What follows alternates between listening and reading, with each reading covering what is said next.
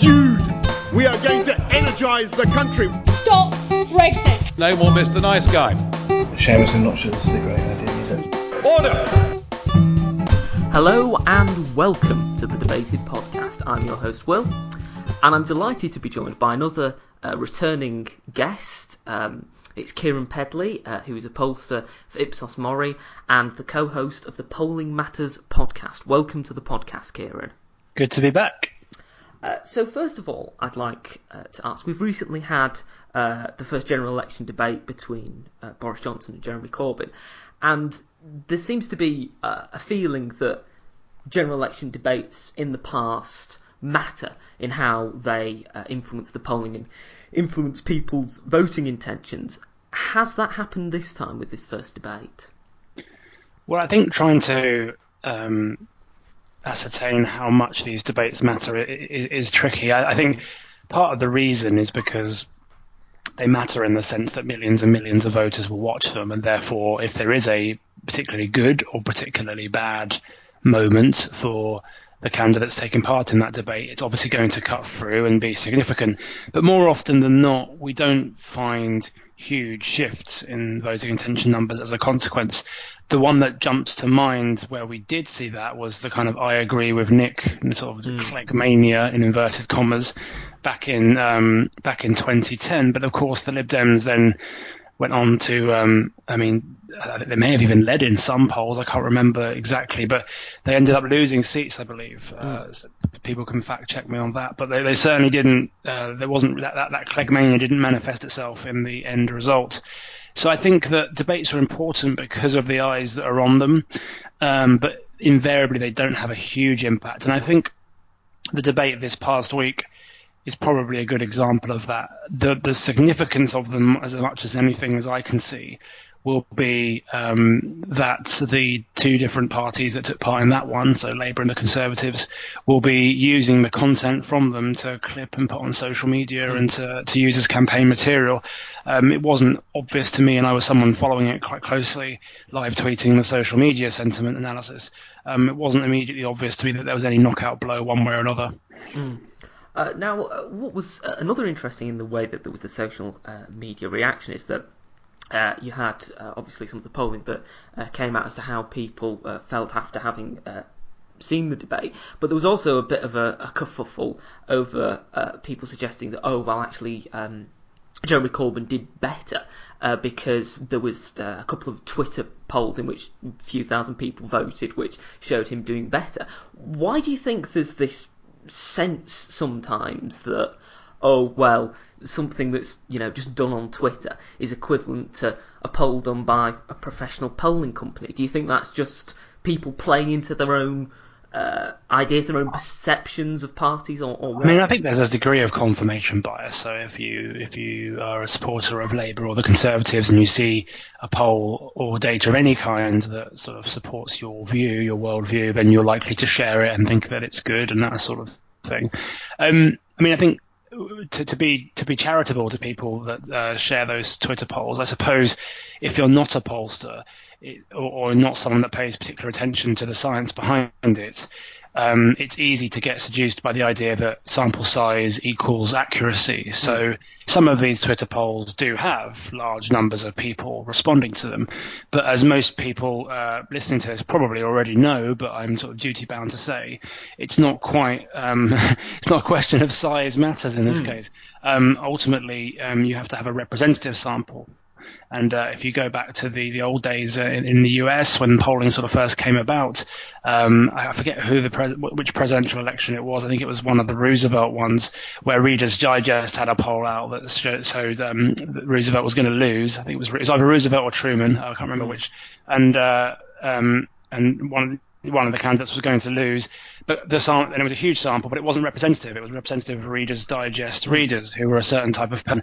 And then Gallup had a poll out of a much smaller sample size. It turned out to be accurate because because it was representative. So it's all about how representative your sample is, and for all the challenges polls have, a scientific poll done by a pollster is more likely to be representative than these Twitter polls. And one of the things I noticed myself looking at social media analysis the other day is that it is heavily skewed. People that are on Twitter are typically lean a bit left, and more importantly than that, these Twitter polls aren't even necessarily representative of who's on Twitter. They'll be representative of who follows the particular person that posted the poll. So there isn't really very much we can learn from Twitter polls, and it's a shame when sort of serious people share them. Now, something else that I've also noticed over this recent election campaign, and something that has had contrasting points of view on it, is constituency polling. We've seen some constituency polling recently in Finchley, some constituency polling in Grimsby as well, that show quite stark results that are different from what we've seen in previous elections. How effective and how reliable do you think constituency polling is? I mean, that's a very difficult question to answer without trying to dodge the question, because I think there's very rare that constituency level polling is ever validated against an actual result. So what I mean by that is very unusual. I can't think of a general election where we've seen a slew of constituency polls the day before. So obviously all the pollsters will do their national prediction polls in the days before the election in a few weeks' time. I don't think you're going to see large scale constituency polling at the same time. Maybe I'm wrong.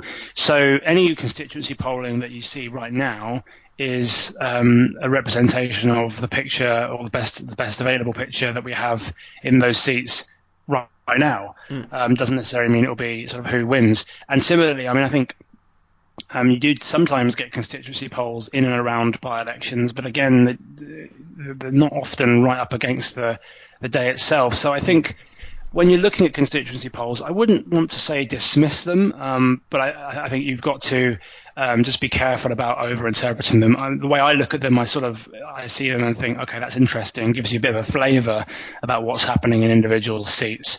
But I don't necessarily look at them and say, okay, well, that clearly means that X, Y, or Z is going to happen. There was one that The Economist published, I think, yesterday in Great Grimsby, which showed the Conservatives taking the seat essentially on the basis of standing still in vote share. I think they went up 2 points, but basically standing still, whereas Labour lost something like 18 percentage points of the vote share. Again, that doesn't mean that will happen in Grimsby in a couple of weeks' time, but it was interesting to observe, just because it sort of illustrated part of what the national polls are really saying, which is often the Conservatives in and around the 40s, which is a very similar number to what they got in 2017. Labour a long way back from where they were then. So, I mean, I guess that Grimsby poll sort of validates locally what we're seeing nationally. But I would be careful about starting to say, well, that just means Grimsby's going blue, because we don't know yet. Now, the different parties, the Conservatives haven't yet, but the different parties have been releasing their manifestos recently. The Liberal Democrats, the Greens, Labour, and the Brexit Party has released their sort of like, well, not manifesto, but their contract with the people, or whatever they call it. How influential do you think manifestos are on voting intention? Or do you think that they're more a useful tool on campaigns where candidates can refer to the manifesto and say, oh, well, we promised such thing in our manifesto, to try and convince voters to vote with them?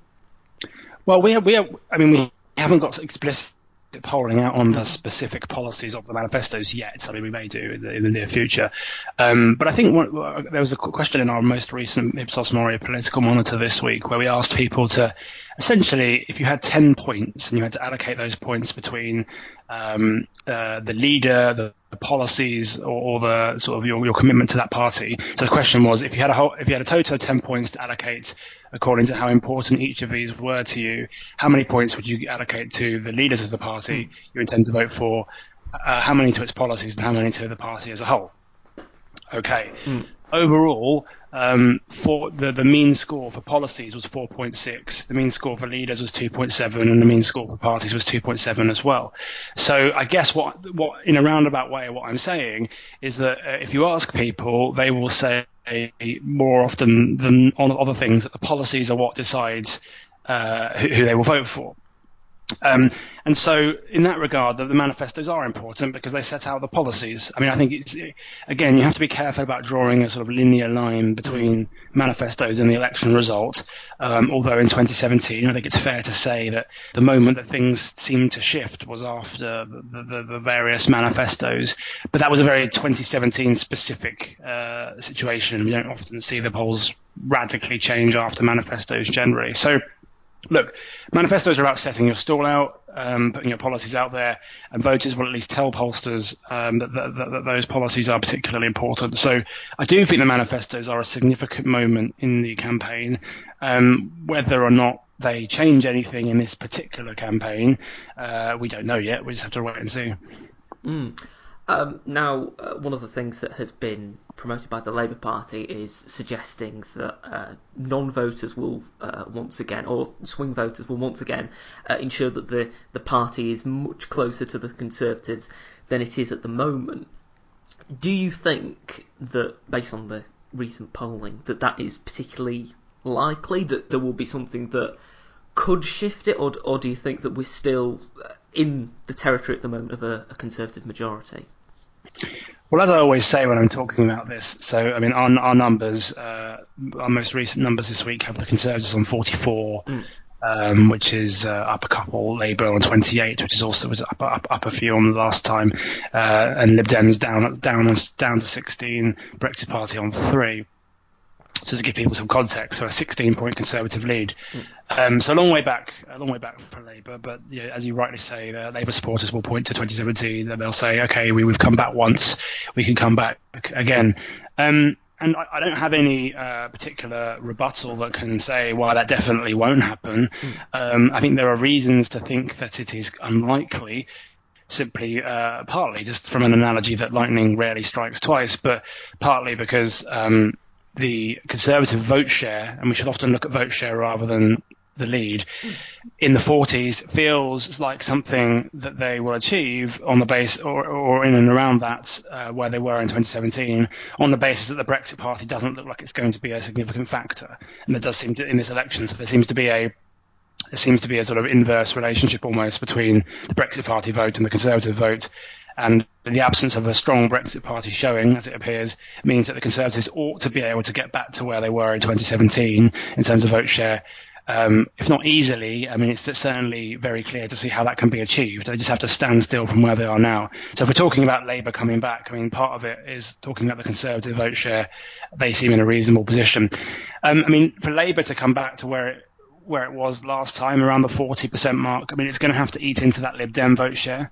The Lib Dems are up from single digits in 2017 to 16 with us. Other views are available. But the Lib Dem vote share is falling. I mean, we had them as high as 23 points this year. And there is definitely a feeling, I think, that the Lib Dems haven't had a great campaign so far. So maybe Labour can do that in the coming weeks. And also, I think it's almost impossible to see how Labour can improve dramatically without taking at least some votes from the Conservatives. But it's tricky to see how they might do that. So can Labour come back again? Well, I mean, it's possible because they've done it before. But given how unpopular their leader is at the moment, and given the challenges they have to convince Remainers that they are the best option, it looks difficult for them. But again, with 2.5 weeks to go, we've got a Trump visit in there somewhere. You can't rule anything out. Now, you mentioned that the Liberal Democrats this year have been polling at 23%. I think the Brexit Party were polling at a similar level early in the year. Do you think that, though this election was meant to be about resolving Brexit, that Brexit has sort of dissipated a bit as an issue, and we've moved on to much broader things, and that's why both the Brexit Party and the Liberal Democrats aren't doing as well as they were doing in polling earlier in the year? The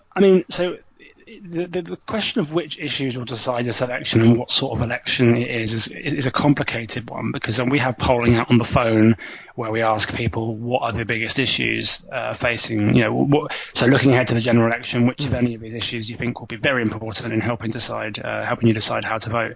And when we ask people in their own words, Brexit does lead. I mean, 63% say Brexit, 41% say health, and 21% say education, which may be something that surprises people, because I don't think schools have been and education generally have been a huge part of this campaign yet. And I think that when you look at by historic trends, so if you look at the last sort of elections going back to 2001, I mean, well, forget 2001 actually. Let's just look at 2017.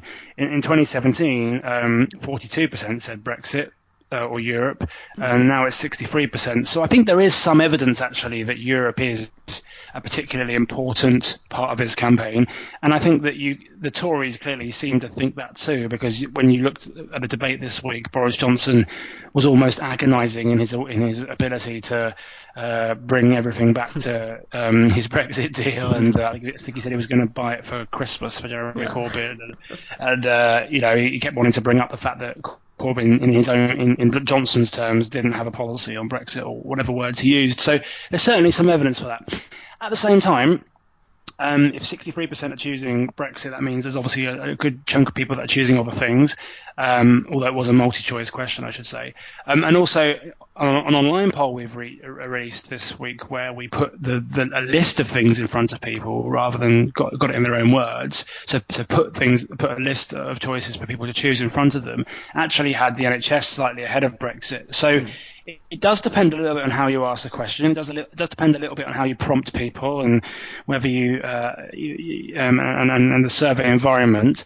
But I think it is actually. I mean, it's easy to be contrarian about this, and I'm usually someone that likes to be. But I think Brexit is clearly a big issue in this election, and I think the deadline or the sense of a more impending deadline that there was in 2017 probably contributes to that. But there are other issues. I think the NHS is never far away. I think if I was going to pick one other issue that I think is going to be important, and I do have one eye on that Trump visit. I mean, I don't necessarily say it's going to change much. Maybe it won't, but it has the potential to, doesn't it? If Corbyn can pick a fight with Trump and there's some sort of row over the NHS being on the table in any trade deal and this sort of stuff. So we wait and see. But and also what we don't know, and it's probably worth pointing out, is what other issues might come up in the next 2 weeks. We obviously hope there's no great terrorist attack, or we hope there's no great sort of more flooding, no more additional flooding or anything of that nature. But the point is things can happen, and if things happen, then they will rocket up the political agenda. You mentioned earlier about the popularities of the individual leaders, and in particular Jeremy Corbyn, in the way that he's perceived. He's, I think, the most unpopular leader of a major party in terms of polling since the 80s.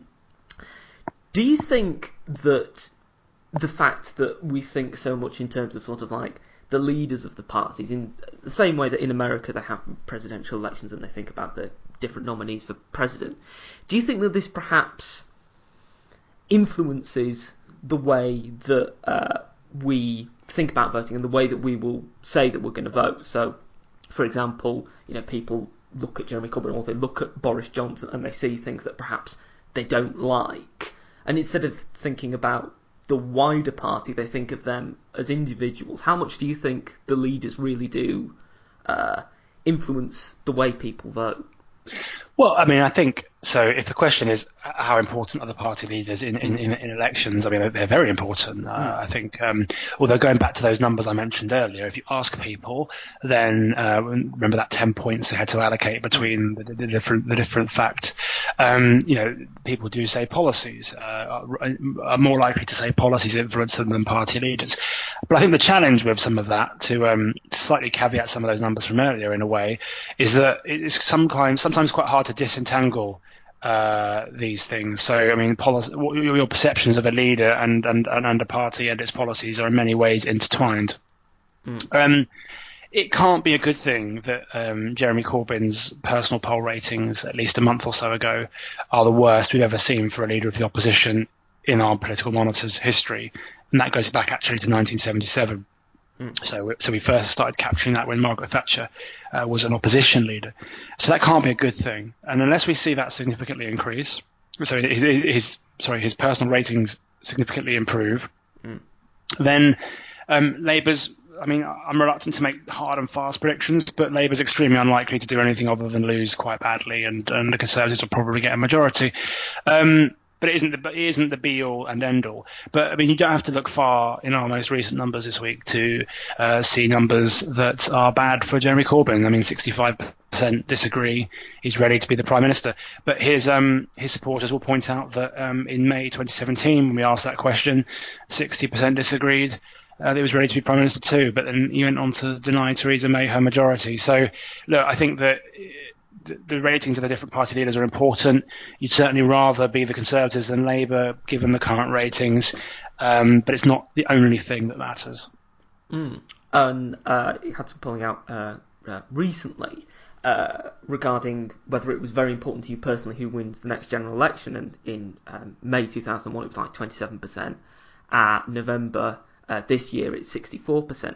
Do you think that because of how sort of like fragmented politics is, we're not seeing much consensus politics at the moment, we're seeing politics very much at the extremes, that makes people perhaps more invested in who wins, that there's more sort of like passion and tension amongst the parties? Maybe. I mean, it's quite hard. I mean, that's a good theory. It's quite hard to validate whether that's true or not. You're certainly right that people do think this election is very important, and I think one of the things people have said going into this election is because it's a winter, not just a winter election, but a sort of Christmas election, for want of a better term. I mean, very close to Christmas anyway. That turnout will be low because people won't want to show up in the cold and the bad weather generally, and all the rest of it, and in the dark. But the truth is, if you give people a reason to show up, they will show up. And I wouldn't be surprised if turnout is quite high, actually, or at least certainly not much lower than it's been. Yeah, again, we'll have to wait and see. So I think we shouldn't confuse the fact that the election campaign feels like it's run out of steam quite early, which I think it feels like to me as someone that's watching it very closely. It doesn't feel like there's a lot new to be said, but we shouldn't confuse that with the fact that people don't feel strongly about what there is to say and what there is to talk about. So I guess another way of thinking about it is that the Brexit policies are reasonably well known of each of the party leaders and parties. People feel quite strongly about that. Now, just because the next 2.5 weeks isn't really going to change anything in terms of those policies doesn't mean people don't feel strongly and they don't, and therefore that they won't show up on the 12th of December. So on the extremism point, I mean, that's a quite a difficult thing to say because I think extremism is in the eye of the beholder quite often. One thing we do notice, we asked about the images of different parties this week, and 50% the British adults thought that the Labour Party is now extreme. That's up from 37% back in November 2017, and it's been around that sort of late 30s measure in the last few years. So it was 38% in October 2016. It was 36% in September 2015. It was 14% in April 2015. So anyway, lots of numbers there, but for it to be at 50% is very high for Labour. I think it's the highest we've ever seen. So, extremism matters, but again, one person's extreme is another person's reasonable. So I guess we have to be careful about that. So do you think that more people, say more casual voters, are being engaged than perhaps those who are more interested in politics at the moment? I mean, I'll be completely honest with you. I really don't know. I mean, there isn't really a lot in the data that can prove that one way or another. I suppose the one way we might know that is if turnout is very high. You've got to be careful about extrapolating what turnout is going to be from opinion polls, because often it's not a great guide, at least at this stage before the campaign. So I mean, it's quite hard to be able to say definitively that the kind of so-called less engaged are more engaged than they once were. Not least because if you are, I mean, you'd have to sort of you'd have to have specific questions that get to that. I suppose the fact that, as I think we were talking about earlier, I think it was 64% tell us that it's very important to them who wins this election. which is the highest I think we've seen, certainly the highest going back to 1987. I'm not aware if we've asked that question before then. So I suppose the fact that a larger number of people think it's very important to them who wins could be one sort of data point that suggests that people are more engaged in this election than maybe previous ones. But it's kind of hard to say that if that's a specific part of less engaged people becoming more engaged. We're coming to the end of the podcast. Thank you once again for coming on, Keiran. It's been great to talk to you. And I'd like to just ask you one final question. As this is, as you said during the podcast, often seen as a Christmas election, I know you're a great Spurs fan. What would you most like for Christmas? It can be politics related, football related. Oh, what do I most want for Christmas? I mean, I'm inclined to ask for a sort of unbeaten run from someone from Jose Mourinho, because I've now discovered, as I didn't realise before, but turns out he is really special. I'm sure I could be found quotes in the past of me saying he isn't. So maybe something like that. I don't know. I mean, it's hard to. We're in the middle of an election campaign, so I think that to get the election right would be quite a nice way to go into the Christmas period. I'm sure I'll get some nice presents from various friends and family, but I think everyone at Ipsos MORI will be hoping to call the election right, and I am confident that we will, but let's wait and see. Well, I'm sure you will, and it was great to have you on again, and you're more than welcome to come on again anytime you like. No problem, thanks for having me. So thank you for listening to the podcast. You can follow us on Twitter, like us on Facebook, subscribe to us on iTunes, YouTube, I think Spreaker now, and Spotify. And if you want to send us an email, you can send us at thedebatedpodcast@gmail.com. Thank you for listening to the podcast. I hope you listen to the next one.